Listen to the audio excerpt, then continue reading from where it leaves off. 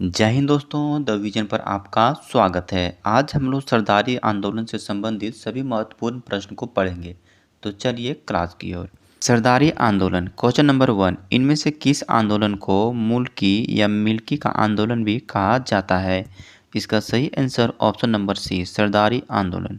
Question number 2, मुल्की या milky का तात्पर्य है? इसका सही आंसर ऑप्शन नंबर बी, मातृभूमि जमीन। क्वेश्चन नंबर 3, सरदारी आंदोलन लगभग कितने वर्षों तक चला? इसका सही आंसर ऑप्शन नंबर सी, 40 वर्षों तक। क्वेश्चन नंबर 4, सरदारी आंदोलन का प्रमुख कारण क्या था? इसका सही आंसर ऑप्शन नंबर बी, जमींदारों द्वारा जनजातियों को उनकी सरदारी से वंचित किया जाना।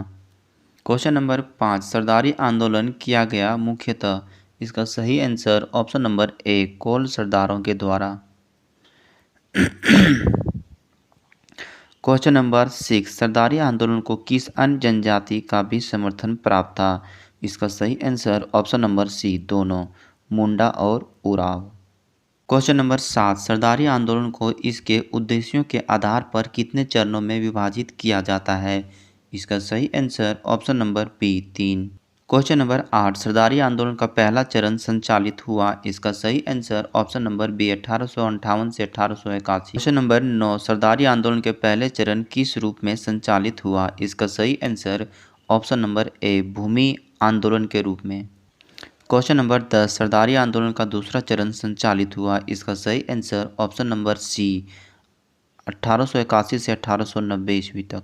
क्वेश्चन नंबर 10, सरदारी आंदोलन का दूसरा चरण संचालित हुआ? इसका सही आंसर ऑप्शन नंबर सी, 1881 से 1890 ईस्वी तक। क्वेश्चन नंबर 11, सरदारी आंदोलन के दूसरे चरण किस रूप में संचालित हुआ? इसका सही आंसर ऑप्शन नंबर बी, पुनः स्थापन आंदोलन के रूप में। क्वेश्चन नंबर 12, सरदारी आंदोलन का तीसरा चरण संचालित हुआ? इसका सही आंसर ऑप्शन नंबर डी, 1890 से 1895 ईस्वी तक। क्वेश्चन नंबर 13, सरदारी आंदोलन के तीसरे चरण किस रूप में संचालित हुआ? इसका सही आंसर ऑप्शन नंबर सी, राजनीतिक आंदोलन के रूप में। क्वेश्चन नंबर 14, भूमि आंदोलन के रूप में संचालित सरदारी आंदोलन के प्रथम चरण का उद्देश्य था? इसका सही आंसर ऑप्शन नंबर बी, अपनी हड़पी गई भूमि को वापस पाना। क्वेश्चन नंबर 15, सरदारी आंदोलन का पहला चरण किस स्थान से शुरू हुआ था? इसका सही आंसर ऑप्शन नंबर ए, छोटा नागपुर खास। क्वेश्चन नंबर 16, सरदारी आंदोलन के प्रथम चरण के व्यापक प्रसार को देखते हुए इनमें से किस व्यक्ति को भूयहरी कास्ट के सर्वेक्षण की जिम्मेदारी प्रदान की गई थी? इसका सही answer option number A, Lal Loknath. Question number 17, लाल लोकनाथ के सर्वेक्षण के आधार पर सरकार द्वारा इनमें से कौन सा कानून लागू किया गया? इसका सही आंसर ऑप्शन नंबर सी, छोटा Nagpur tenures act. Question number 18, लाल लोकनाथ के सर्वेक्षण के आधार पर किस वर्ष छोटा नागपुर टेन्योर्स एक्ट को लागू किया गया? इसका सही आंसर ऑप्शन नंबर सी, 1869 ईस्वी।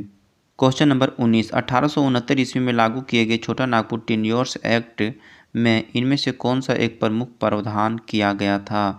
इसका सही आंसर ऑप्शन नंबर बी, पिछले 20 वर्षों में रैयतों से छीनकर बेची गई भूमिहरी व मंझियस भूमि को वापस लौटाना। छोटा नागपुर टेन्योर्स एक्ट में इनमें से किस जमीन की बंदोबस्ती का प्रावधान नहीं किया गया था? इसका सही आंसर ऑप्शन नंबर डी, उपयुक्त सभी, मतलब राजहंस, कोड़कर और खुटकट्टी। क्वेश्चन नंबर 21, इनमें से कौन सा मिलान सही है? इसका सही आंसर ऑप्शन नंबर डी, उपयुक्त सभी, मतलब ऑप्शन ए, राजहंस राजाओं की जमीन, कोड़कर सद्दानों की जमीन और खुटकट्टी मुंडाओं की जमीन। क्वेश्चन नंबर 22, सरदार आंदोलन के दूसरे चरण का उद्देश्य था? इसका सही आंसर ऑप्शन नंबर बी, अपने पारंपरिक मूल्यों को पुनः स्थापित करना। क्वेश्चन नंबर 23, सरदारी आंदोलन का विलय इनमें से किस आंदोलन में कर दिया गया था? इसका सही answer option number C, Birsa आंदोलन।